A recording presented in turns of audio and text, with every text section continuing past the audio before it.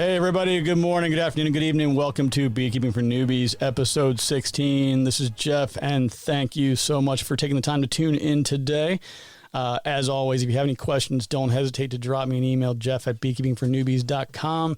My goal is to provide you with the absolutely most relevant, accurate, useful information possible. And if there's something you need, by all means, let me know. So I am broadcasting live today from the apiary. I have the windows open in the RV. It is kind of humid, but that's still better than having the generator on. I can hear the birds chirping in the back, so that's pretty cool and exciting. I think you can hear them coming in through the mic as well, but can't do much about that. But it's great to be here enjoying it, even though it's humid and muggy and raining and all of that. So I want to jump in and talk about what's new and what's been going on. This episode I primarily geared towards just some apiary updates, miscellaneous things, as well as talking about some emails I've got from listeners. And I don't have a lot of very specific content today, but we'll try and catch back up with that. I got other things teed up and things I'm looking at for later on in the month. So we will definitely get back to a regularly scheduled educational session here in the coming weeks. So right now, at the apiary, I know you've probably heard me mention several times around some of the big obstacles here, right? And the biggest kind of long pole in the tent for my goals and efforts here is this massive brush pile from the land being cleared almost a year ago. So I was out there yesterday. I was outside and I'm watching the weather. There were some thunderstorms in the area. Everything was pretty dry. We did have some recent kind of light rain, but the wood is so dry.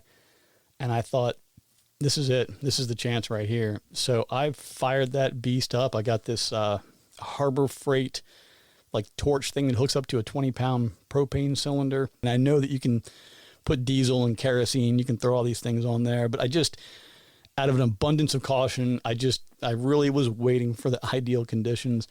And I think I found them. So I fired up that torch and I just went around, hit a couple of small spots, let it get going a little bit, hit another one, let it get going.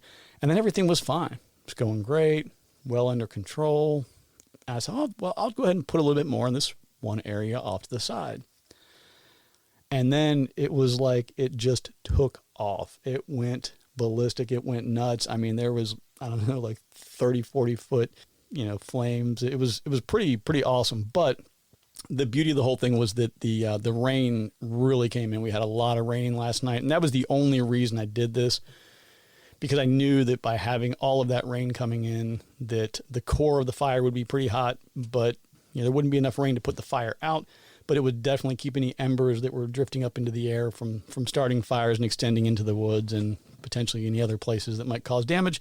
So we got about, I would say, more than half of the pile burned down right now. I went out this morning. It was pouring down rain. I really did not want to be out there just doing other work. So I jumped in the Bobcat, kind of reorganized the pile, pushed everything in. And like I said, we're about half of what it used to be. Things are burned down nicely. The next burn, I think, will be even easier. We're one step closer to getting that area graded down, because that is literally exactly where I want to put the bees. So if conditions are not favorable, I would say over the next 2 to 3 weeks, I'm just going to go in with the Bobcat, put a grapple bucket on, and I'm just going to move everything off to the side. I'll just completely get it out of that area, burn it in small piles later, like whatever I got to do. I can't wait anymore. I've got to get my colonies, my hives need to get set up here, and it has to happen sooner than later. Status on some of my colonies here, I haven't really had anything exceptional or eventful or exciting happen with mine recently. I did have a deal worked out, since this was the year that I'm going commercial. I had a deal worked out with another apiary, another commercial guy.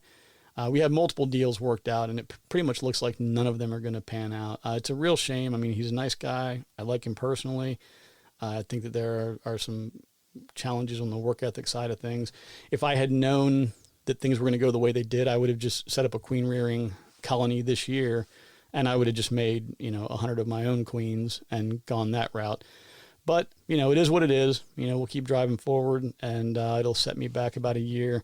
But I've got enough to keep me busy. But the colonies that I do still have, they are doing well. I've been actually, I'm getting ready to get the feeders set up and start, supplemental feeding them, since we are kind of knocking on the door to the dearth. I really, really want them down here because I feel like there's a lot more better forage down here, and they would probably be okay for now. But like I said, I've had the bear come through here and destroy colonies before, and I'm really trying not to do that again. So I don't know. I got to figure that out. But I think I did have one colony that had a drone layer queen, and I replaced her. I got that taken care of. I had another that was a split, and I had added some eggs almost a month ago, just a couple pieces of comb that had some new eggs on them. They did nothing with them, which kind of surprised me. So I dropped a frame in the same colony with young larvae and eggs, and I'm hoping that they have made a couple of queen cells. I was intending to do an inspection a couple of days ago. It was rainy. I tried to do it yesterday. It was rainy, and I couldn't wait. So I am hoping that the queen cells that would potentially be in a couple of my colonies right now will still be there when I get back, so that I can make a split. And I've got some other plans here I'll talk about shortly with another one. Now, if you remember, let's see, I guess a few weeks back, I had received an email from Jesse asking about mice and kind of how we address issues with mice in the colonies. I had told him before, and I'll just kind of bring it up again in case somebody hasn't listened to that episode. I have not had issues with mice in any of my colonies ever. I think I really attribute that to mostly being kind of a suburban beekeeper. I believe this may be more of an issue out here in a rural area. And what I had told him and everybody, on the podcast was to go ahead and get some hardware cloth and to fabricate one from that. I kind of described it, but in order to kind of just give a visual, I took a video today. It's only like a 38-second video, but it shows the mouse guard and what it looks like. I posted that. It's cheap, it's easy to do, and it's, you don't have to go, pay somebody money for something that you can do on your own. And I took a look at it, and it was, the full width of the bottom board, and it was 3 inches high. So I just kind of bent it right at about the 1.5 inch point. So that'd be a good thing to check out if you're interested in that. I'm also going to be doing a video here shortly on a vented top. I started kind of gathering my thoughts on, things around cooling the bees and challenges that you face in the summertime with, excessive heat, and what you can do to help out with that. And I came across this a couple of years ago. It's probably more like 6 or 7 years ago.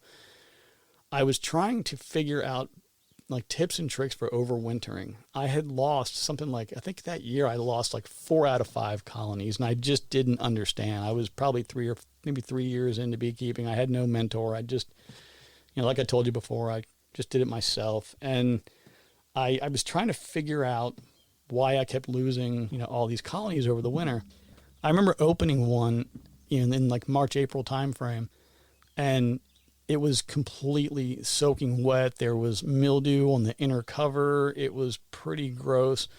And I kind of was searching around trying to figure out, what's the problem? Like, why was there so much moisture in here? And I'm definitely going to talk about this in much greater detail when we get into winterization.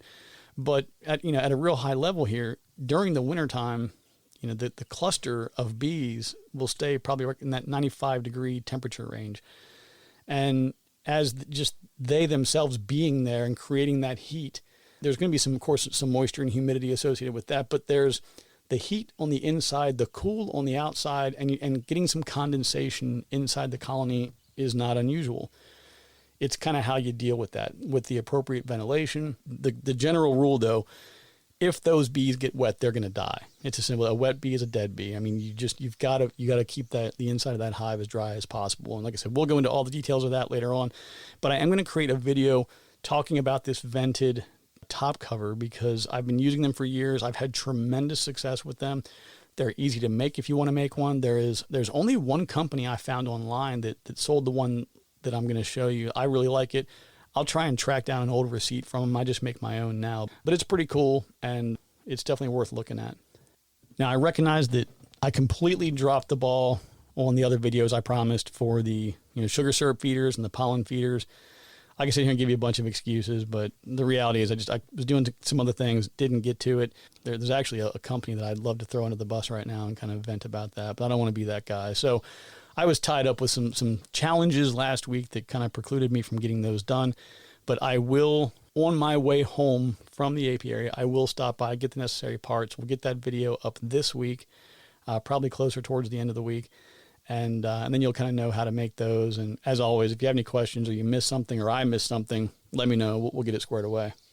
And the last thing I would have to update, I would say here at the apiary, which is maybe probably the best news, or the most exciting anyway. I had a chance this past week to meet up with my home builder. I've been talking with him, on and off for probably about a year and a half now. I was able to catch up with him, and we're ready to get things rolling along to put a house down here. So that's pretty exciting. I am really looking forward to that. I mean, I love the RV. It's awesome, but I prefer it like on the road. Like I want to take it somewhere and go see something and go do something, and just using it as like a temporary house is kind of weird. I don't know.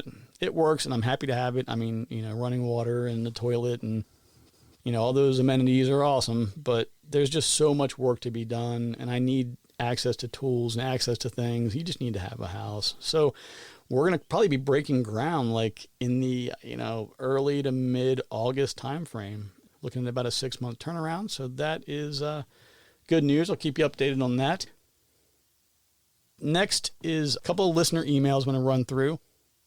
The first one is a gentleman who's local to me. He reached out and kind of told me where he was living. He was like, "Hey, I've got a couple of colonies. Some of them, I think he said he had 3. 2 of them are really strong. Thinking about doing some splits." Was asking about, my feedback. He was really concerned about being able to find drones in his area to mate with the virgin queen. And, just kind of was looking for some thoughts and ideas around it. My personal feeling, and again, there's a lot you can do with beehives. I mean, people will tell you, if you look at some of the old school beekeepers and things, that one saying, most problems in a beehive can be solved by either adding something or taking something away. There's always a way to figure something out if you really want to do it or you want to make it happen. But there are certain things that just work really, really well or much, much better under a given set of circumstances. And what I mean specifically is think about the time of year when bees are swarming. You've got a big nectar flow. You've got tons of pollen and nectar coming into the hive. And now they're making queen cells. They've got tons of resources, and they're making, nice, big, healthy queens. Like that's the ideal scenario. At this time of year, particularly where I am, as we go into, mid-June, our pollen's pretty much drying up. We're not going to see much of anything really, I would say, until early to mid-August. So we have almost 2 months where all of our colonies have to survive off of whatever they gathered in the spring. And hopefully the fall nectar flow is enough to get them through the winter, which typically in my experience is not without some level of supplemental feeding. So I very, very rarely will attempt to do a split this late in the year or this late in the season unless I'm from day one planning to supplemental feed. That's the real trick. As long as they've got access to the nectar and some pollen substitute, or they're still getting pollen from somewhere, that they'll be okay. They can still make an emergency queen cell. Of course, we've already talked about it several times around the challenges with that, right? You're 40 to 45 days probably from when the egg that is going to become the queen is laid to when you have your first new worker is basically about 6 weeks. 6 weeks of literally nothing new coming into the colony. So we've talked about how disruptive that can be and some of the challenges with that. But if you are providing enough nurse bees and you're providing all the resources they need, they can continue to make a new queen and they can continue to have that queen, raising more brood. The colony will raise more brood if they have all the resources they need. It's just not as easy as it is during the flow. So my general advice is if you have a colony that's good, strong, and healthy right now, great. Make sure it has plenty of space and room and kind of lock it down. You may even want to start supplemental feeding a little bit just to keep them, fed through the dearth. And just be happy to have a living, healthy colony. Now, that being said, like I said, I'm getting ready to do some queen rearing myself. It's not because I particularly want to. It's more out of necessity than out of, it's not an elective decision like, hey, why don't we just raise some queens now? I'm really in a bind because of my situation with that agreement that has not quite worked out. So I'm going to be doing it. But again, just as long as you're on top of things and you're paying attention and you're giving them all the resources they need, they can still produce queens and still produce a viable colony that can overwinter. Yeah, you still have enough time. Now, the specific thing that this gentleman, Wes, and I had discussed was the challenges around finding drones in his area, though. He was concerned that, he's a few miles away from what he knows to be the nearest other beekeeper. He wants that genetic diversity to make sure that, don't have, inbred, your queen's drones breeding with your virgin queens and trying to do the right thing with that, which makes a lot of sense. Now, drones, you can read a lot of different stories and literature on how far they go, but I've heard numbers from 3 to 7 or 8 miles away that drones will go sometimes to get to the drone congregating areas. That's one thing to keep in mind. What I would say, my recommendation would be maybe not now necessarily, but maybe in the spring, give it a shot. Try and see if you just do an emergency split, maybe like in the early to mid-May time frame, and see what they come up with.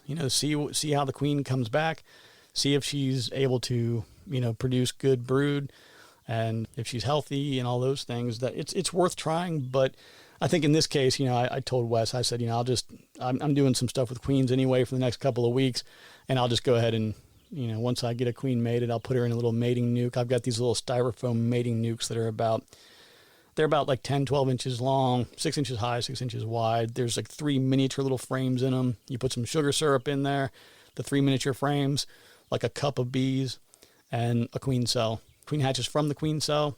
She leaves, gets mated, comes back, and you look at the colony like in about 2 weeks, and you just see, nothing but brood inside that little miniature 3-frame nuke, and you've got a mated queen.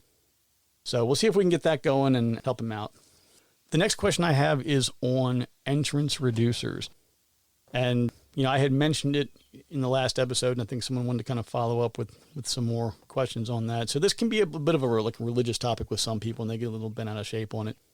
What I would say is the majority of the decisions that you make with regard to your colonies are probably it's going to come down to something really simple, and it's just how strong is your colony. If you have a really strong colony with good numbers, good population, lots of activity, you can leave the entrance completely open and they're going to be fine. If you have a small nuke, a 2-frame nuke, a 2, 3, 4, 5-frame nuke, and it's a new split or it's a new colony, they may not have as many resources as would be needed to defend. And again, some of that's time of year based too, right? In the spring when there's a good flow on, you don't have issues with robbing typically because there's plenty of nectar in the environment. The bees don't have to take unnecessary risks going in and trying to steal from another colony because there's plenty out there for them to get, within the environment. It's these times of year that we're about to go into where things can get tricky because your smaller, weaker colonies can become targets for the bigger, stronger ones. My recommendation in general is in the winter, I have reluctantly left the bottom completely open. I was really concerned about this. I was scared about it. I just thought that's going to be too much air. There's no way it's going to work. Worked fine. I have overwintered a lot of colonies with the entire entrance wide open. It still is not my favorite way to go. So typically what I do almost year round is if you buy an entrance reducer, that's fine. They usually have like a 3/4 inch or a 1 inch opening. And then if you flip it a little bit, you can get to like a 3-inch opening. I like that 3-inch opening year round. That just seems to work well. And that's what I run with. If I'm using like a 2-frame nuke or any other kind of nuke, I go to about an inch, inch and a half, and that's it. They don't need any more space than that. The bees will find a way to get in and out. They're very efficient. They're very effective at what they do. So don't get too, bent out of shape because some people will just get so like, oh, you got to give them all kinds of space. They need to be able to move in and out. You're going to reduce their productivity. No, they're going to figure it out. They're going to be fine. Like I said, I'm sure there's somebody who's going to email me and tell me I'm wrong on that one. But just trust me, if you give them a little bit of space, make it easier for them to defend, right? I mean, if you have particularly these smaller colonies, they just need, like I said, 3/4 of an inch. They just need enough room to get, 2 bees wide, basically. You got room for some coming in, room for some going out. So don't overthink it. And like I was talking about too, right, when speaking about the strength of the colonies and things like that, it's actually, that's why I recommend people buy 2 at a time or maybe even 3. I mean, I've had colonies that literally sit side by side, 1.5 feet, 2 feet apart. One of them is active. Everything is going great. It's just insane what's going on. The one to the other side it's just sort of okay. And if I was rating them, maybe one would be like a 4 or a 5, and the other one's like a 9 or a 10. Side by side, same environment, same conditions, and one of them just has a queen that has just much better genetics. Or, I mean, obviously there could be something that got into the colony that negatively impacted them. But in general, it's not unusual to see different activity, different behavior across different colonies, which is why I think it's always nice to have multiples. But it's also important to remember too, like that we as the beekeepers, we have a responsibility to them to do what's right for them. And quite often we have this idea in our mind. I know I'm guilty of it over and over again, so I'm not picking on anybody, but where we think, oh, I want to go ahead and split this colony. They're looking really good. And I didn't for many years understand all of kind of what was going on in the background and just how disruptive it can be. Like I mentioned earlier, if you split a colony, if I was going to do a split right now and I just had no choice but to do it, I would probably leave about 25 or 30% of the resources with the old queen and take about 70% to go with the new colony.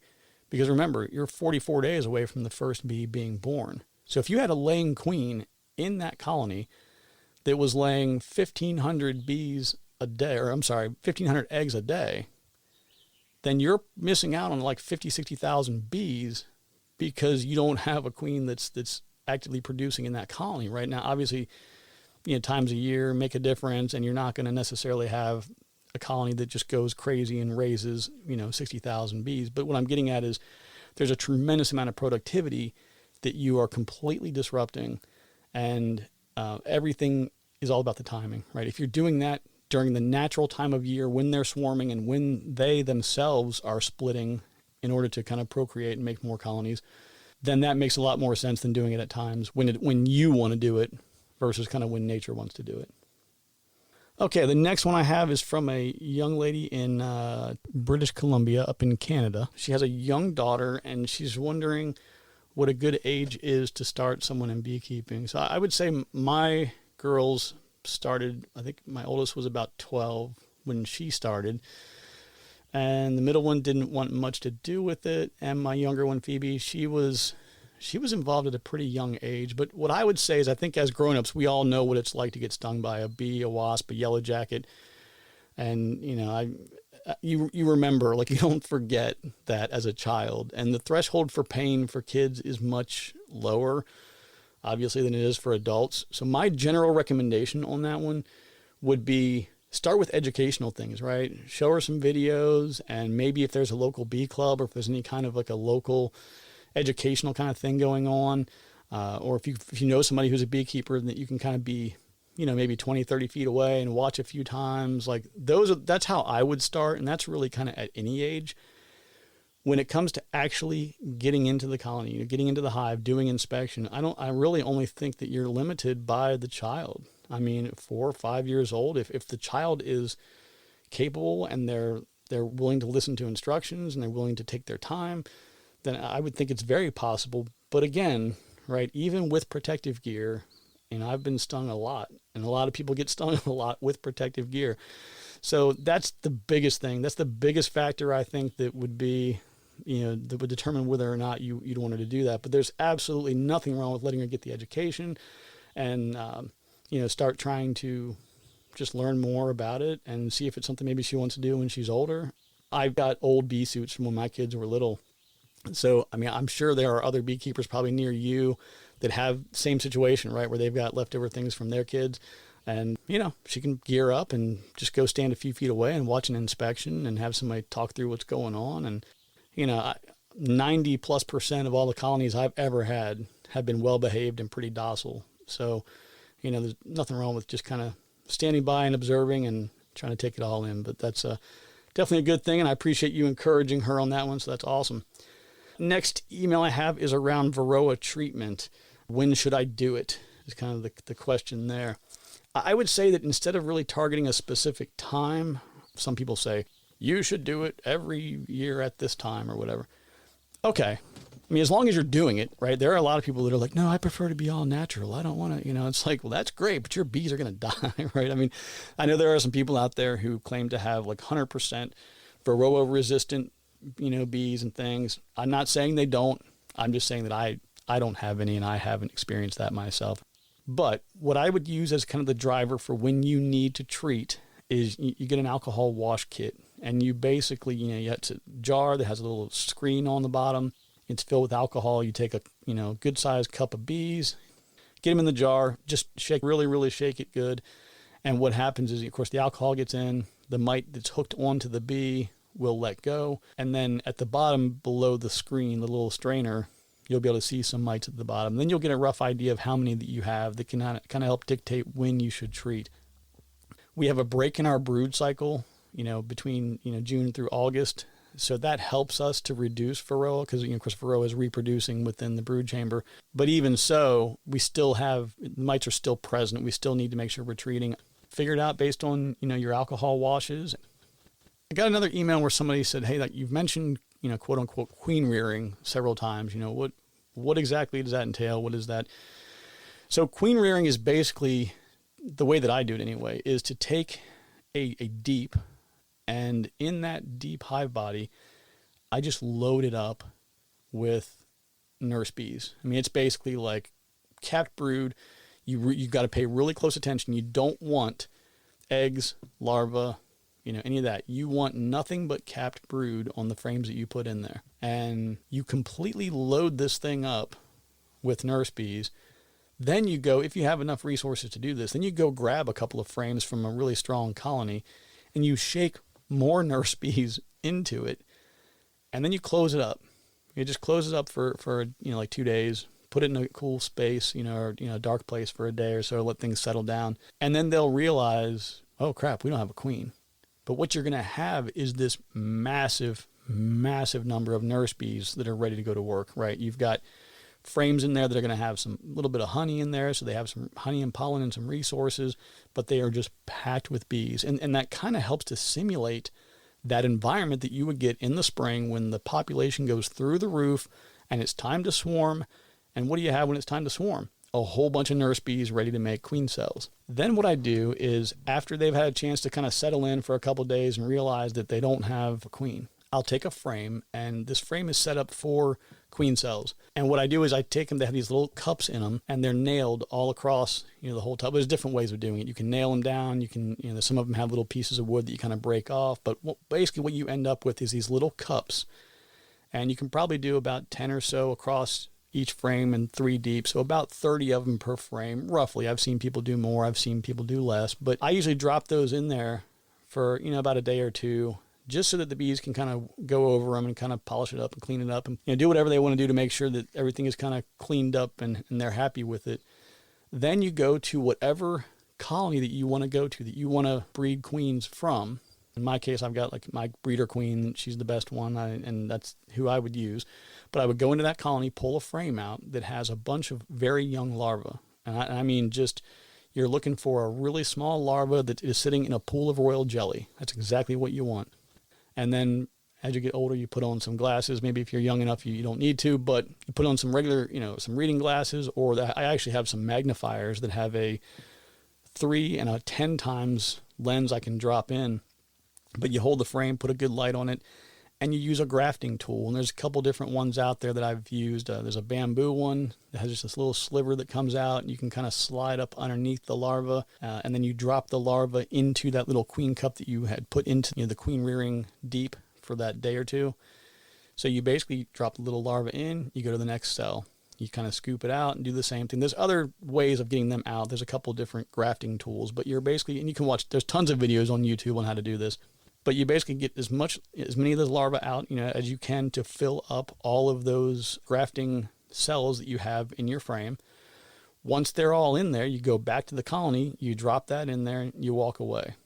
Now what's going to happen now is all those nurse bees that are in that colony that you've set up for queen rearing, they're going to go nuts. They're going to swarm all over those larvae, and they're going to start drawing up queen cells because they know they're queenless and they've got these larvae. It's time to go to work. They will draw everything up. They will continue to feed them. They'll create the queen cells. And then, depending on how you do things and your processes, you can kind of formulate your strategy as to how you do it. Some people just leave it in the same place. They come back around day 12 or 13, and they go ahead and make plans to move those cells into other colonies because, by day 16, you're going to get a queen. So you really want to have those queen cells out, in my opinion, 2 weeks later. So if you're doing your grafting on Saturday or Sunday, 2 weeks later, you want to be pulling those grafts out and getting them into other colonies. Another thing you can also do too, though, is you can put a queen cage around them so that in the event that you had to leave them in there for an extra day or so, they can actually be born, go into the queen cage, and just be waiting for you when you're ready to get them out. So when I say queen rearing, that's my approach. It's very effective. It gets nice, good, healthy queen cells. That's the way that I would recommend doing it. So folks, that's all I've got for today. And it's kind of a hodgepodge of information and different kind of random things, but I wanted to make sure I got to all those emails. I hope everyone enjoys the rest of the weekend. And we got high school graduation coming up next week. A lot of busy stuff going on. I may be a little bit behind. I got some family coming into town to celebrate that with my middle daughter, but I'll do the best I can to get some more content out here very shortly. I owe you videos, and I will definitely get to them ASAP as well. If you have any questions, please feel free to hit me up, Jeff at beekeepingfornewbies.com. Take care, everybody, and we'll talk to you soon.